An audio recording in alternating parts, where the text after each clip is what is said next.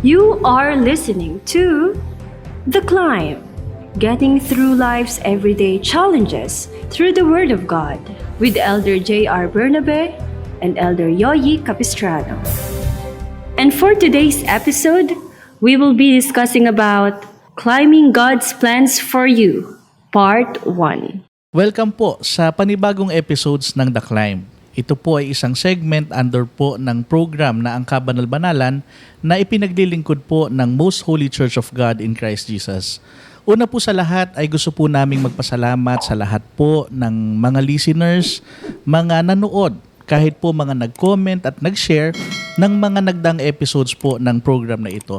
At ngayon po, we are very delighted and very excited po kami na i-share po sa inyo at makasama po kayo sa mga panibagong usapan natin tungkol sa mga pananampalataya at sa salita ng Diyos. At for the whole month of June, ang ating pong tatalakayin ay tungkol po sa Climbing God's Plans for You.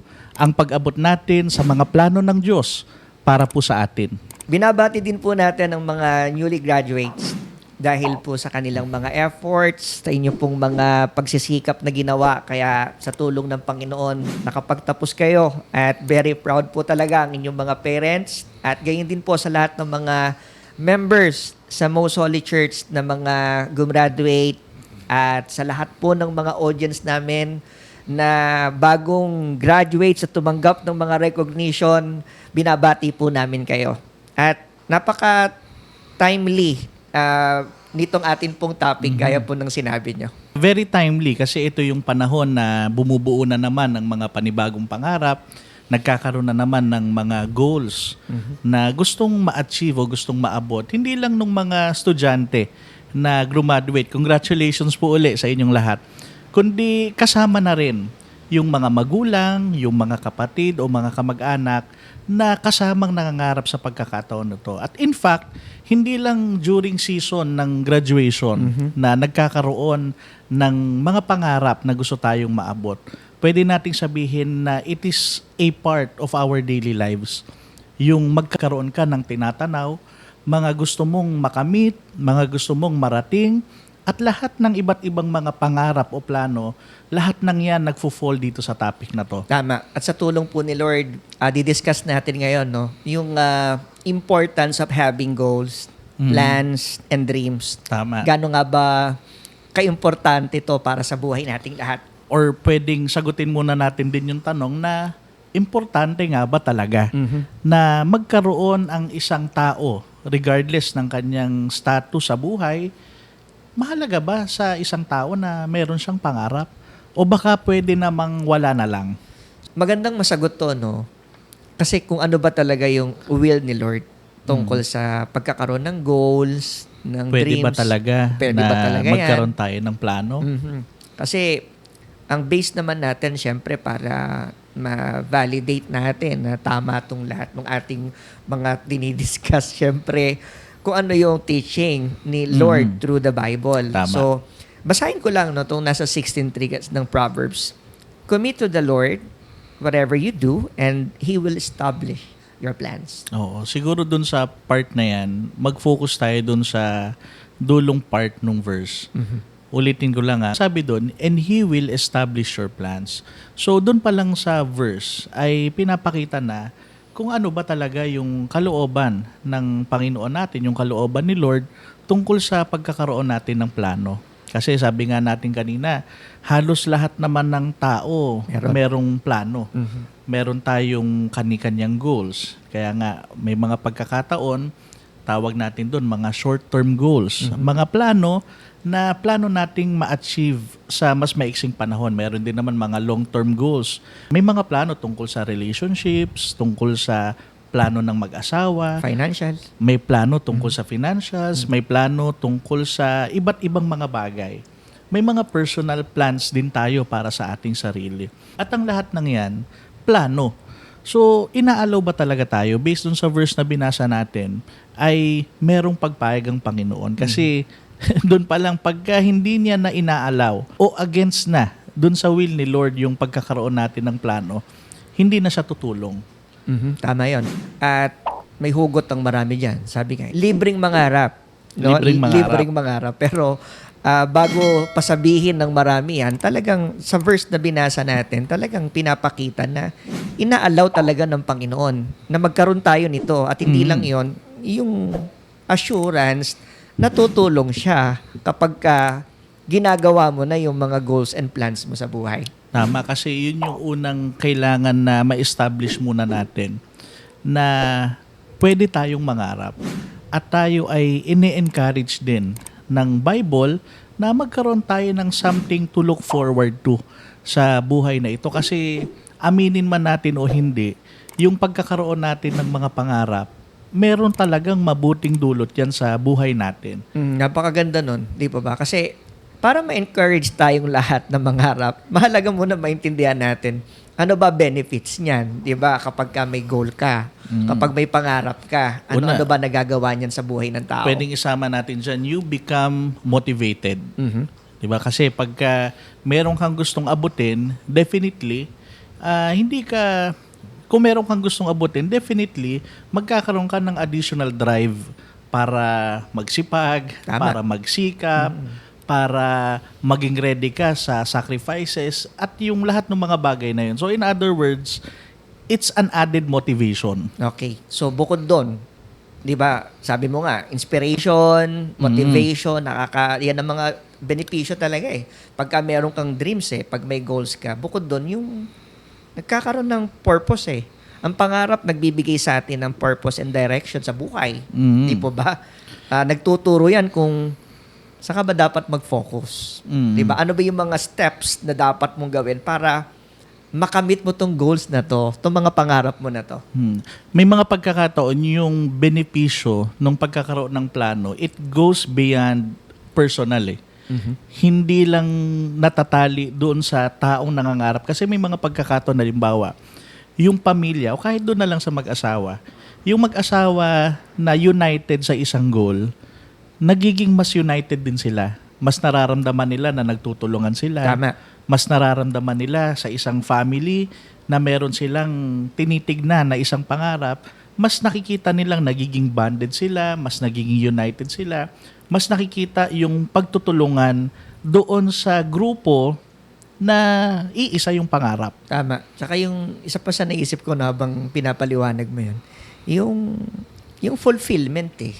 Diba? Kapag ka may pangarap ka, nakamit mo lalo na yung pangarap mo, na-experience mo yung success, talaga namang binibigay sa'yo nito yung natutuwa ka eh. Diba? Natutuwa ka, nagiging masaya ka kasi natupad mo kung ano yung purpose mo. Napakaganda nung point na yun kasi marami naman tayong mga bagay na na-achieve without planning for it. Hindi naman natin inisip, hindi naman natin pinlano, nangyari sa atin. Pero iba yung satisfaction, iba yung pakiramdam na pinlano mo siya, naisip mo siya, ginusto mo siya, pinaghirapan mo siya until such time na nangyari sa'yo. Tama. Mas masaya yun. Oo, tsaka hindi lang yun eh. Ang dami actually ang dami. Para sa mga audience natin ngayon, kapag ka meron kang plano, may goal ka, hindi lang yung inspirasyon sa'yo eh. Hindi mo namamalayan. Ito yung maganda eh. Hindi mo namamalayan.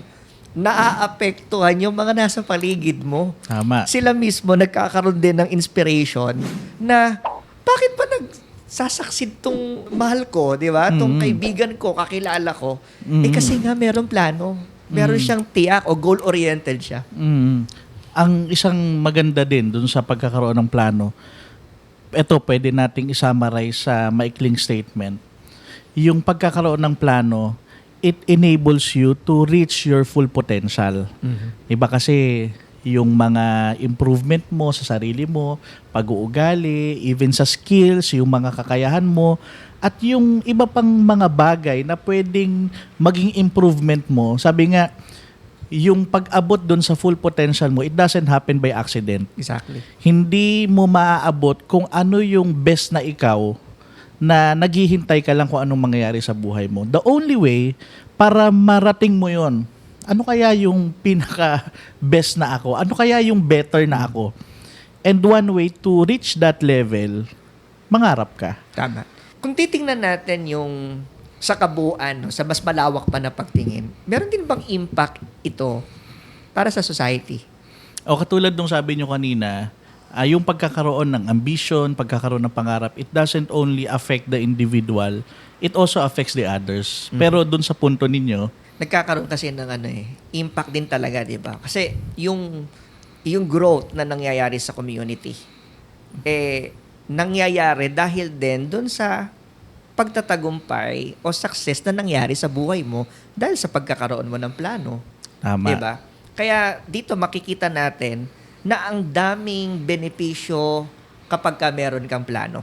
Oo. So, pwede nating sabihin na tayo din mismo yung unang-una na natutulungan pagka meron tayong mga tinatanaw sa future natin na gusto nating ma-achieve. O, kaya lang, ang isa pang bagay na sana lalong maintindihan ng ating mga listeners, no? Actually, si Apostle Paul na nasabi niya rin na ang naglalagay sa heart natin ng desire, ng plano, actually, ang Diyos din Tama. ang nagbibigay ng plano. Tama.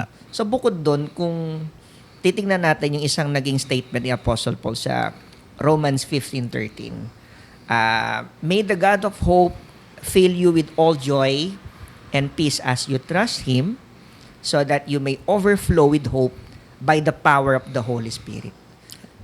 So dito sa verse na to, pinakikita yung isang mahalagang bagay. Our hopes represent also our faith.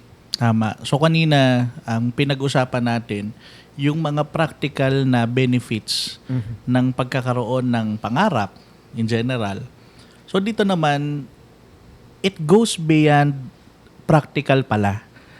Kundi meron din siyang spiritual aspect na sabi ni Apostle Paul na pagka tayo, nagkakaroon tayo ng pangarap, dinedeclare natin na God is the source of our hope. Dinedeclare nito na buhay yung pag-asa mo. At ang pag-asa natin, walang iba kundi ang pinagmumulan ay si Lord. Tama. Kasi pag ang isang tao na pwedeng sabihin natin naubusan na siya ng pangarap, ayaw na niyang mangarap, pwedeng siyang maging indikasyon na baka nawawala na siya ng pag-asa. Hopeless na. So ang opposite naman nun, yung mawalan ka na ng pangarap, yung ayaw mo ng mangarap, wala ka nang gustong maabot, pwedeng yun ay maging sign ng hopelessness, na nawalan ka na ng pagtitiwala at hindi ka na naniniwala na merong Diyos, na sabi nga natin kanina, God is the source of our hope. Tama. At dito lang talagang gusto lang natin ma-explain sa mga audience din natin yung importance nung pangarap mo na nakadepende ka sa mga plano ng Panginoon para sa'yo. Diba? Napakahalaga nun. Napaka-importante nun. At si Apostle Paul din na nag-explain tungkol dyan Sabi Diba? niya dun sa Romans chapter 8 naman, verse 28, "And we know that in all things, God works for the good of those who love Him, who have been called according to His purpose." So sabi natin kanina, our hopes, yung mga pag-asa natin, yung mga pangarap natin, yung mga goals in life natin, represents our faith. So bukod dun sa naniniwala tayo na merong Diyos, ay naniniwala din tayo na gumagawa ang Diyos sa buhay natin. God works for the good in our lives. Tama. At syempre, ang problema lang minsan, yung naiinip tayo doon sa mga bagay na gusto nating ma-achieve agad at iniisip natin na parang tayo ang gagawa para mangyari yung mga bagay na pinaplano natin. Dito sa verse na to, ipinakikita yung sinasabi ni Apostle Paul na ang Diyos ang gumagawa para sa ikabubuti ng mga nagmamahal sa Kanya. Kahit na tayo nagplano, kahit tayo nag-isip, kahit na galing sa kalooban natin yung gusto nating ma-achieve, wag natin kalimutan yung important part ni Lord dun sa plano na yon. Kasi napakahalaga, hindi maliit na part, hindi maliit yung role na ginagampanan niya. Sabi doon ng verse, "And God works for the good nung mga nagmamahal sa Kanya." Okay, tungkol naman doon sa punto na na maaaring maging tanong ng iba,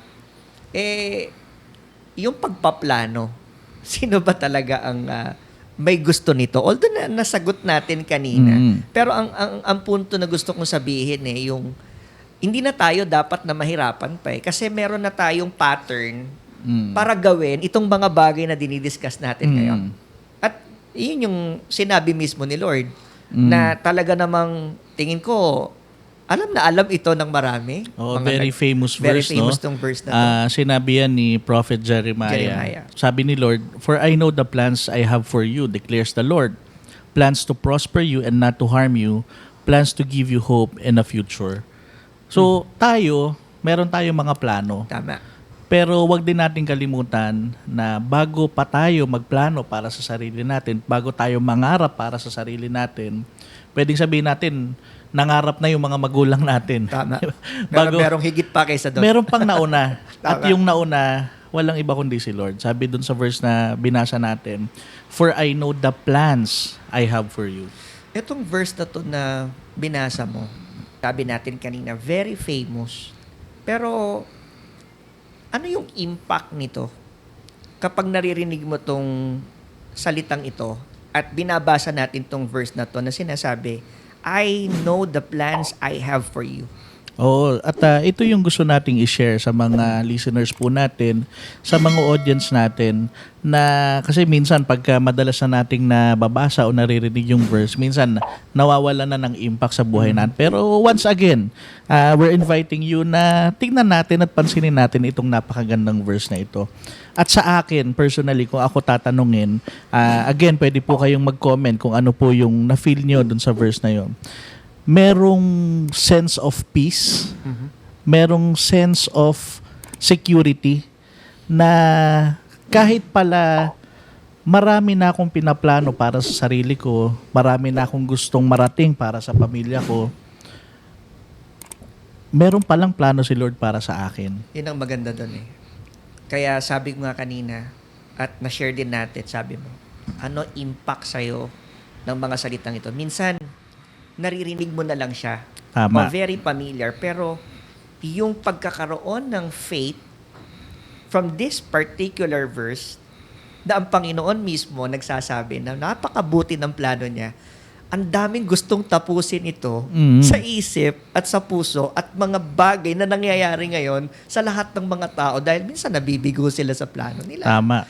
Sasaktan na ako. Tama. Hindi ko na kaya. Napaulit-ulit na lang itong mga nangyayari sa buhay ko. Parang di na matatapos. Kaya yung iba natatakot ng mangarap. Ayaw na magplano. Kasi na-experience na nila, nag-set sila ng expectation, umasa talaga sila doon, nag-invest sila ng effort, nag-invest sila ng panahon, sa dulo, hindi nangyari. The next time around, parang di na ako magpaplano, ayoko na. Gusto lang natin sabihin dito na sa lahat po ng mga audience namin ngayon, kung may mga plano ka, may mga goals ka, huwag kang matakot na magplano. Ang tiyakin mo lang, yung mga plano mo, talagang naka-align sa mga bagay na gusto ng Diyos para sa'yo. Kung nangyari na sa'yo na nagplano ka na, nangarap ka na, at dumating na rin yung pagkakataon na hindi mo natupad yung plano na yon, hindi yun sapat na dahilan para hindi ka na mangarap at magplano ulit. So I think ito yung message ni Lord sa atin sa usapan natin na to, na hindi tayo dapat na matakot, hindi tayo dapat na magdalawang isip to be better. Tama. Hindi tayo dapat na mangamba, na magkaroon tayo ng mga plano and dreams para sa sarili natin, para sa pamilya natin. God is allowing us to have our dreams. Kailangan lang, sabi nyo nga, kailangan matiyak natin na yung plano natin aligned dun sa plano ng Diyos para sa atin. Lord, maraming salamat po sa mga teachings na narinig po namin ngayon. Salamat din po sa tiyaga ng amin pong mga listeners, aming mga audience na nakinig ng iyong mga pagtuturo. Sana, gaya ng aming narinig, magkaroon kami ng pangarap at magkaroon kami ng strong desire na tuparin ang mga pangarap na ito sapagkat alam namin ikaw ang nandyan na unang nagturo nito at nagsilid sa aming puso ng pagkakaroon ng mga pangarap at ikaw din ang tutulong para magawa at matupad namin ang lahat ng ito. Maasa kami, Panginoon. Maasa kami, Lord, na ibe-bless mo po ang lahat ng mga plans, ang lahat ng mga goals, ng dreams ng amin pong mga listeners, ng aming mga audience, kaming lahat na naging bahagi ng pagtatanghal na ito. Inihiling po namin ito sa pangalan mo pong Jesus na aming tagapagligtas. Amen. Aakyat ka ba o aakyat ka pa? Thank you for being part of our discussion. To know more about us, you may follow our social media pages. On Facebook, search for MHC Media Facebook page. On YouTube, search for the Most Holy Church YouTube channel. Let us continue to be inspired by the Word of God. Every Sunday, 7 o'clock in the evening, only here in The Climb.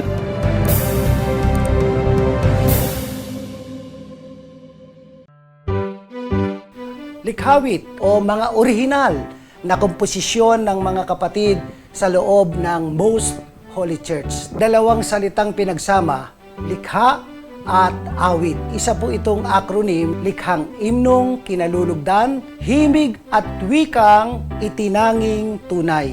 Isa po sa napakabisang paraan na itinuturo sa atin na magpaalalahanan at magpatibayan sa pamamagitan po ng mga imno at salmo at mga awiting ukol sa Espiritu. Dahil sa nakitang kapangyarihang taglay nito, ang paggawa po ng likhawit sa kabanal-banalang iglesia ay naging isang mahalagang gampanin na po ito na nagpapasigla at nagpapatibay sa buong iglesia. Kaya isa ng ganap na ministeryo. Himno at salmo, awiting ukol sa Espiritu. Likhawit, likhang imnong kinalulugdan, himig at wikang itinanging tunay.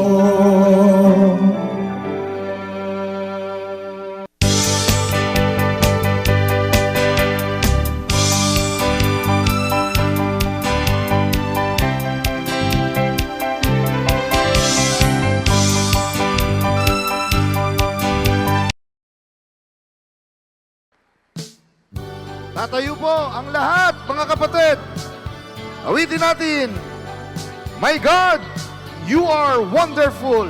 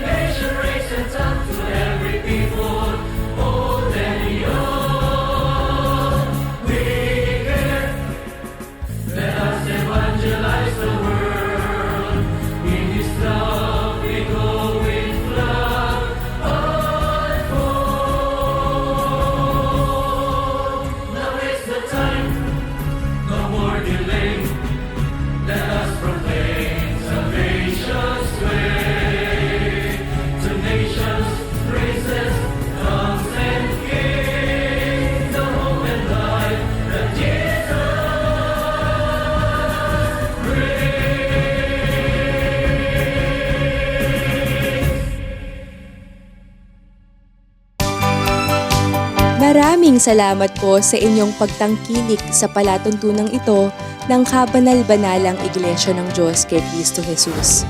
Kung nais po ninyong mapanood ang iba pa naming programa at upang lubos po ninyong makilala ang Kabanal-Banalang Iglesia ng Diyos kay Cristo Jesus, mag-subscribe sa ating YouTube channel na The Most Holy Church, bisitahin ang aming Facebook page na MHC Media. At bisitahin ang ating official website na www.mostholychurch.com. Maraming salamat po.